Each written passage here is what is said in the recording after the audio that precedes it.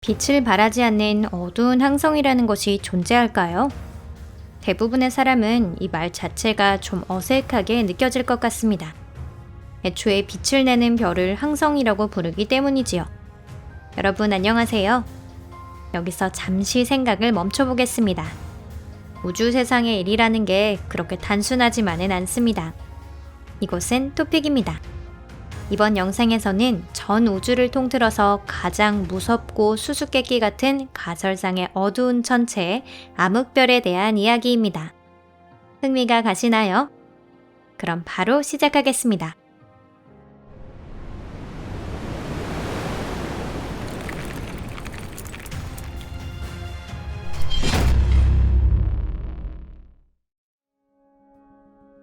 과학사의 암흑별.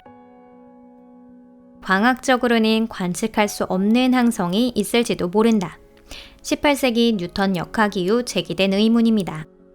구체적으로는 1783년 영국의 저명한 연구자인 존 미첼이 헨리 캐번디시에게 보낸 편지에서 본래라면 빛날 텐데 질량이 너무 커서 빛날 수 없는 천체가 있을지도 모른다 라는 생각을 전한 것이 시초였습니다.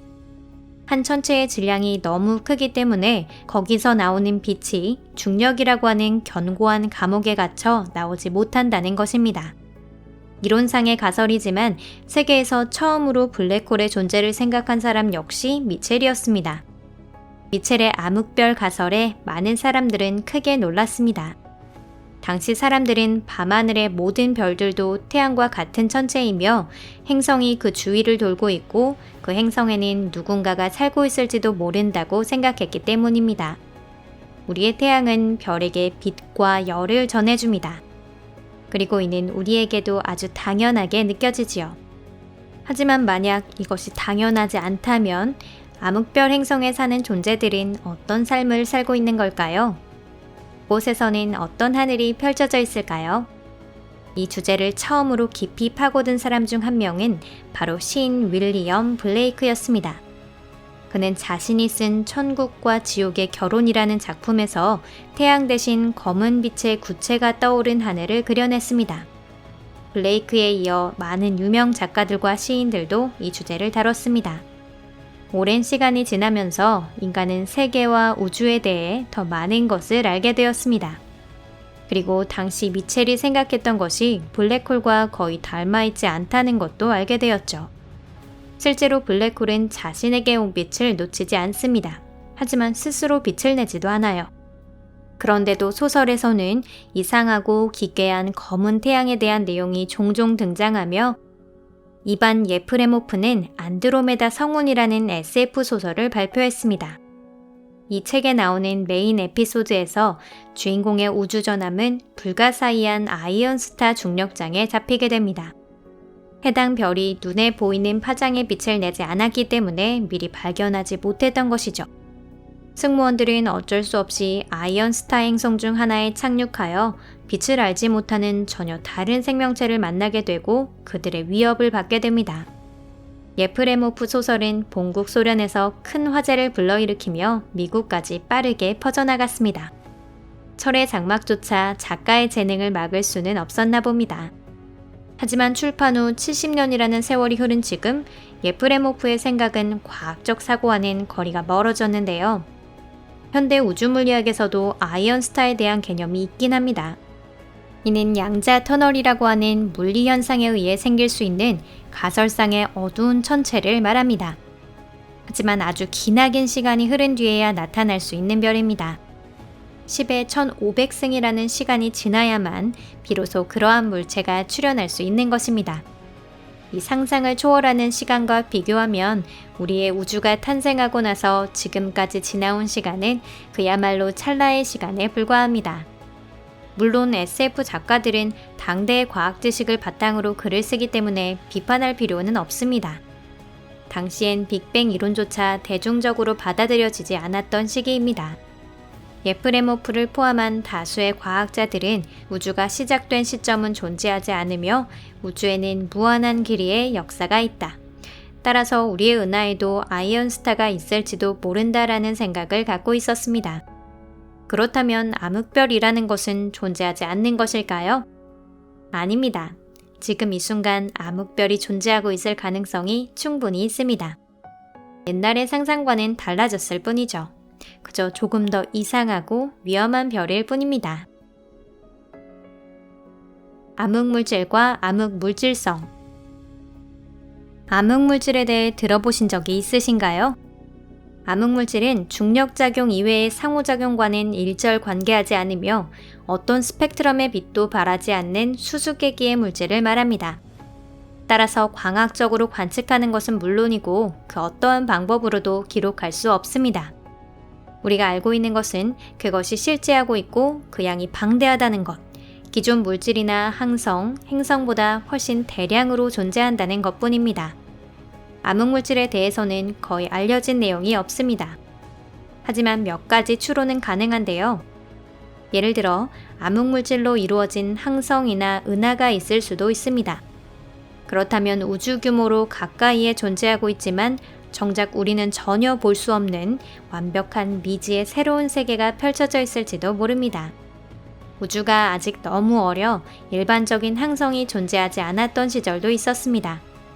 하지만 당시에도 항성 형성에 필수적인 모든 것, 즉 수소가스나 헬륨가스는 이미 존재했습니다. 강력한 중력을 가진 암흑물질도 마찬가지입니다. 암흑물질은 수소와 헬륨을 강력하게 결속한 뒤 중력 붕괴를 일으켜서 암흑별, 즉 암흑물질성이 될 수 있었을 것입니다. 이 별에 대량으로 있던 암흑물질 입자는 서로 충돌하며 소멸했습니다. 이때 발생한 열 방출로 인해 밀려난 보통 물질의 입자들은 상호 반응을 지속할 수 없게 됩니다. 이런 항성들은 여전히 어둡고 따뜻합니다. 또한 이 열 방출로 인해 수축했기 때문에 보통 천체의 크기가 되는 일도 없습니다. 그 결과 이는 구형이 아닌 2000 천문 단위에 이르는 거대한 구름이 된 것입니다. 마치 온갖 것들을 소용돌이 속으로 몰아넣는 거대한 우주 아메바 같은 모습이지요. 그럼 다음으로는 무슨 일이 일어났을까요? 암흑물질성 중에서도 최대급의 별은 물질을 너무 많이 집어넣은 나머지 질량이 오버돼서 대량의 열방출을 따라잡지 못하고 그대로 중력 붕괴했을지도 모릅니다. 이렇게 해서 암흑물질성은 초중량급 블랙홀이 되는 것입니다. 하지만 그 정도 질량에는 미치지 못하는 암흑물질성이라면 지금도 그대로 존재하고 있을지도 모릅니다. 그런 별의 내부에서는 핵융합 반응이 진행되지 않기 때문에 연료가 타오르며 팽창하거나 폭발하는 일반적인 항성과 같은 운명을 겪지는 못합니다. 겉보기엔 성운과 같은 모습입니다. 다만 밀도가 아주 크고 감마선 등이 활발하게 분출하고 있습니다. 태양 부근엔 암흑물질이 존재하지 않거나 있다고 해도 극히 일부이기 때문에 이 기묘한 항성도 아마 우리 근처에는 없을 것입니다. 하지만 우리 은하를 둘러싼 암흑물질 헤일로에는 충분히 존재하고 있을 가능성이 있습니다. 만약 그 상태에서 중력이라고 하는 여왕이 변덕을 부려서 암흑물질성 중 하나가 돌연 궤도를 떠나 우리 쪽으로 다가온다면 끔찍한 참사가 벌어질 수도 있습니다.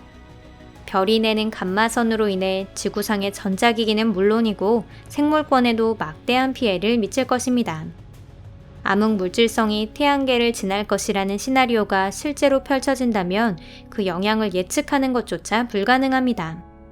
암흑물질의 특성이 완전히 밝혀지지 않았기 때문이지요. 지구도 이 우주의 포식자에게 휩쓸려 정상적인 궤도를 이탈할 수도 있습니다. 그렇게 되면 우리는 태양계 밖의 우주에서 그대로 얼어붙을 것입니다. 끔찍한 상상은 여기까지만 하겠습니다. 어두운 동료. 잠재적으로 어두운 빛을 띤 항성이 그 밖에도 존재한다는 이론 모델을 생각한 연구자도 있습니다. 예를 들어 그라바스타. 이는 에밀 모트라와 파베 마즈가 생각해낸 용어로 중력을 뜻하는 gravitational과 진공을 뜻하는 vacuum, 그리고 star를 줄임말입니다. 그라바스타는 암흑 에너지의 거품 같은 존재입니다. 암흑 에너지라는 말은 한 번쯤 들어보신 적이 있을 겁니다. 우주의 팽창을 가속시키고 있는 정체를 알 수 없는 에너지를 말합니다. 그라바스타에 빛 같은 것이 당겨진다고 해도 암흑 에너지는 모든 것을 밀어버립니다. 그때 빛이 다시 방출되지만 그 파장이 너무 짧기 때문에 우리에게 닿을 수 없는 것입니다. 현재까지 그라바스타는커녕 그 후보가 되는 천체조차 밝혀지지 않았습니다. 그렇다고 이것이 존재하지 않는 것은 아닙니다. 이러한 암흑에너지 항성은 호킹 복사로밖에 탐지할 수 없기 때문입니다. 호킹 복사는 블랙홀의 열 복사를 뜻하는 말로 블랙홀과 구별하기가 어렵습니다. 펄사나 갈색 외성처럼 가시광선을 거의 내지 않는 다양한 천체를 가리켜 암흑별이라고 부르는 연구자도 있습니다. 하지만 이번 영상과는 조금 다른 주제입니다. 오늘 영상은 여기까지입니다. 이제 헤어질 시간이 다가왔네요. 오늘도 끝까지 시청해주셔서 감사합니다. 영상이 마음에 드셨다면 좋겠습니다. 만약 마음에 드셨다면 댓글로 여러분의 의견을 남겨주세요. 채널 구독과 좋아요도 꼭 눌러주시는 것 잊지 마세요. 이렇게 계속 영상을 만들 수 있는 것도 모두 여러분들의 응원 덕분입니다. 그럼 다음 영상에서 뵙겠습니다. 안녕히 계세요.